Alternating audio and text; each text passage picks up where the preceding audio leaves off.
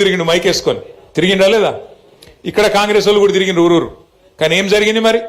117 గ్రామాలుంటే సిరిసిల్లలో 80 గ్రామాల్లో మళ్ళీ గులాబీ జెండాను ఎగిరింది అంటే ఇది మీ గొప్పతనం, నాది కాదు. పార్టీ గొప్పతనం, పార్టీ నాయకత్వం గొప్పతనం, మీ గొప్పతనం. ఎందుకు అంటే ఇవాళ పార్టీ అంత బలంగా ఉంది కాబట్టి క్షేత్రంలో అధికారంలో ఇంకొకరు ఉన్నా, కాంగ్రెస్ ఉన్నా, ఇక్కడ మాత్రం కేసీఆర్ గారి మీద ఉన్న ప్రేమ, కేసీఆర్ గారి మీద ఉన్న నమ్మకం, గులాబీ కండువా గులాబీ జెండా మీద ఉన్న ప్రేమతో 80 మందిని మనోళ్ళని గెలిపించినందుకు సిరిసిల్ల ప్రజలకు హృదయపూర్వకంగా నేను శిరస్సు వంచి వారికి ధన్యవాదాలు తెలియజేస్తున్నా. కాకపోతే మరి సర్పంచ్ ఎలక్షన్ లెక్క నన్ను అడిగితే లెక్క కూడా చెప్తాను, ఎందుకంటే కొన్ని అనుమాన పక్షులు ఉంటాయి, వాళ్ళకి చెప్పాలి. ఎల్లారెడ్డిపేటలో మనం 14 గెలిచినాం, కాంగ్రెస్ 9 గెలిచింది, బీజేపీ ఒక 3 గెలిచింది. అట్లాగే గంభీరావుపేటలో మనం 19 గెలిచినాం, బీజేపీ 3 గెలిచింది, కాంగ్రెస్ ఒక్కటి కూడా గెలవలేదు. అట్లాగే మనకు ముస్తాబాద్లో మనం 16 గెలిచినాం, కాంగ్రెస్ 3 గెలిచింది, బీజేపీ ఒక 3. మీరు చూస్తే తర్వాత వీర్నపల్లిలో మనం 11, కాంగ్రెస్ 4, 1-2 ఇండిపెండెంట్. తంగళ్లపల్లిలో మనం 20, మొత్తం చూస్తే 80 సర్పంచులు మనం గెలుచుకున్నాం. అయితే ఇక్కడ మీ అందరితో నా ప్రార్థన ఒకటి, నిన్నటి దాకా సర్పంచ్ ఎలక్షన్లు జరిగినప్పుడు కొన్ని దగ్గరలో మనోళ్ళే కొట్లాడారు. అటు మనోళ్ళే ఇటు మనోళ్ళే, ఇంకా ఇద్దరు కాదు, అక్కడకన్నైతే 3-4 కొట్లాడారు. కొట్లాడినప్పుడు ఎవరికి ఏం చేయాలనో అర్థం కాలేదు. నిజానికి పార్టీ కూడా ఏమవుతుంది, ఒక ఊళ్ళే కొంతమంది అటు పోతారు, కొంతమంది ఇటు పోతారు, కులం పేరు మీదనో లేకపోతే దోస్తాన పేరు మీదనో ఇంకో దాని పేరు మీదనో అలగలగా అవుతారు, కొట్లాడతారు. కానీ ఇప్పుడు మన ఎండాకాలం వచ్చిందంటే మన దగ్గర క్రికెట్ మ్యాచ్లు పెట్టుకుంటాం, ఊళ్ళల్లో క్రికెట్ మ్యాచ్లు, వాలీబాల్ మ్యాచ్లు, కబడ్డీ మ్యాచ్లు పెట్టుకున్నప్పుడు ఏమవుతుంది, ఊళ్ళోనే 4 టీంలు అవుతాయి, కొట్లాడతాం, ఒకళ్ళే గెలుస్తారు, మిగతా 3 టీంలు ఉంటాయి. మరి అదే ఊరోళ్ళు వాళ్ళు కూడా. కానీ గేమ్ అయిపోగానే కలిసిపోతామా లేదా, మళ్ళీ సాయంత్రం దావత్ చేసుకుంటామా లేదా? ఇప్పుడు కూడా గట్లే దయచేసి మీరు ఉండాలని చెప్పి నేను కోరుతున్నాను. ఎందుకంటే సర్పంచ్ ఎలక్షన్ అయిపోయింది, ఇక పగలు పంచాయతీలు నిన్న మొన్నటి దాకా కొట్లాడినాం కదా, రేపటి నుంచి వాడి ముఖం చూడొద్దు, వాడు నన్ను తిట్టినా రోజు ఫలానా కాడ గిట్లా అన్నాడు గట్లా అన్నాడు అని జర మనసులో పెట్టుకోకుండ్రి. ఎందుకంటే మళ్ళీ 4 రోజులకే మళ్ళీ ఎలక్షన్లు ఉన్నాయి. ఇప్పుడు మనకు మళ్ళీ జిల్లా పరిషత్ ఉన్నది, మండల పరిషత్ ఉన్నది, ఈసారి కారు గుర్తుంటది, కేసీఆర్ గారు ఉంటారు. కాబట్టి ఈసారి మాత్రం మళ్ళొక్కసారి క్లస్టర్ బై క్లస్టర్ మనకు గ్రామ పంచాయతీలు 117 ఉన్నాయి, కానీ ఎంపీటీసీలు 57 ఉన్నాయి.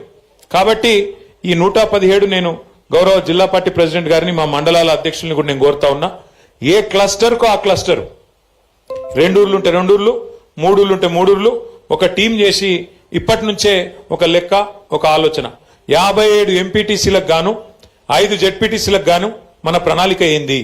నిన్నటిదాకా కొట్లాడినాం సరే, మరి రేపటి నుంచి మనం ఎట్లా పనిచేద్దాం, ఎట్లా 57 ఎంపీటీసీలు గెలుచుకుందాం అనే దిశగా ఇప్పటి నుంచే మన ఆలోచన మొదలు కావాలి.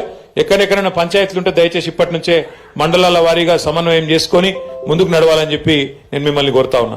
దయచేసి ఇక్కడ గెలిచిన వాళ్ళు, అట్లాగే ఓడిపోయిన వాళ్ళు, నిలబడ్డ వాళ్ళు అందరికి కూడా నా ప్రార్థన, ఇది పార్టీ యొక్క ప్రతిష్టకు సంబంధించిన అంశం. కాబట్టి మనందరం కూడా ఐకమత్యంగా ముందుకు పోదాం. రేపు జిల్లా పరిషత్ ఎంపీటీసీ ఎలక్షన్లు ఎప్పుడు పెట్టినా, నిన్న మొన్నటిదాకా ఏమనుకున్నామంటే మరి కాంగ్రెస్ ప్రభుత్వం డిసెంబర్ ఆఖరి వారంలోనే నోటిఫికేషన్ ఇస్తుంది జిల్లా పరిషత్ కు సంబంధించి అని చెప్పి వార్తలు వచ్చినాయి. కానీ నిన్న ముఖ్యమంత్రి గారి మాట చూస్తే మనసు మార్చుకున్నట్టు అనిపిస్తున్నది. ఎందుకంటే బీఆర్ఎస్ ఈ స్థాయిలో కొడుతుందని ఆయన కూడా అనుకోలే పాపం. ఈ స్థాయిలో అపోజిషన్లు ఉంటే కూడా కేసీఆర్ గారు కాలు బయటకు పెట్టకుండానే, కేసీఆర్ గారు కనీసం నోరు విప్పకుండానే మరి 12,000 సర్పంచులుంటే 32-33% మొత్తం రాష్ట్రంలో బీఆర్ఎస్ కొట్టింది అంటే ఆ దెబ్బకు మరి ఆయన వెనుకకు పోయినట్టే కనబడతా ఉన్నది. ఆ దెబ్బకు మరి వెనుక పోతాడేమో పెట్టడేమో ఇప్పట్లా అని నేను అనుకుంటా ఉన్నా. కానీ దబ్బన పెడితే కూడా తయారుందాం, ఎక్కడోళ్ళం అక్కడ మనం ఇంతజాం చేసుకుందాం, ఎక్కడోళ్ళం అక్కడ ప్రణాళికలు రూపొందించుకుందాం. ఇక ఓడిపోయిన అభ్యర్థులు ఉంటారు, తక్కువతో ఓడిపోయిన వాళ్ళు ఉన్నారు.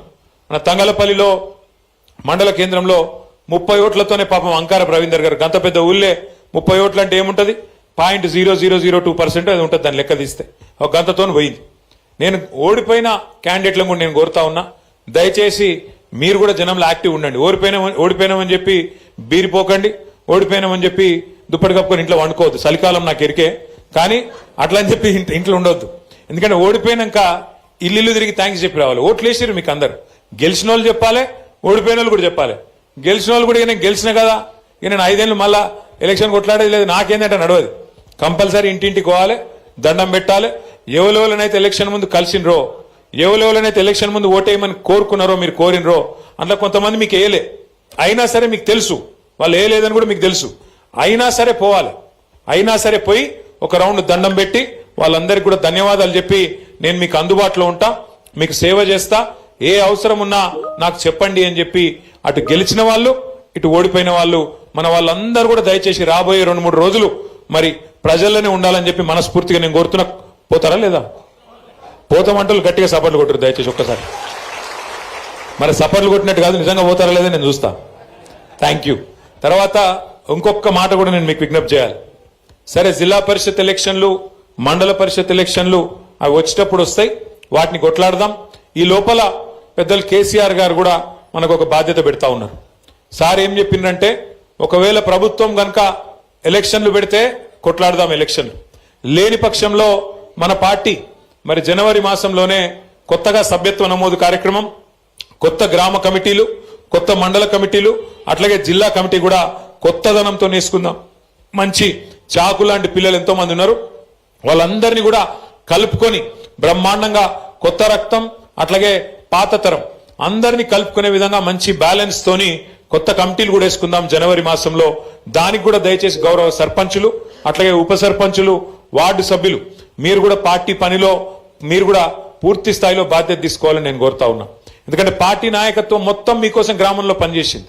అట్లాంటప్పుడు మీరు కూడా రేపు పార్టీ పిలిపించినప్పుడు మరి మీదేసుకొని తప్పకుండా సభ్యత్వ నమోదు కార్యక్రమం కానీ, పార్టీ ఇచ్చే మిగతా కార్యక్రమాలు కానీ వాటిలో కూడా మీ పాత్ర పటిష్టంగా ఉండాలని చెప్పి కూడా నేను కోరుతా ఉన్నా. అట్లాగే నిన్న నేను చూసిన ముఖ్యమంత్రి గారు అసెంబ్లీలో అంటున్నా, హైదరాబాద్ లో ఆయన ప్రెస్ మీట్ పెట్టి చెప్తున్నాడు. 5 నిమిషాలలో మాట మార్చిండు ముఖ్యమంత్రి. మొదలు ఏమన్నాడు, మేము 66% గెలిచినాం, ఇది రాష్ట్రంలో మేము 66% గెలిచినామని మొదలు డైలాగులు కొట్టిండు. ఇది మా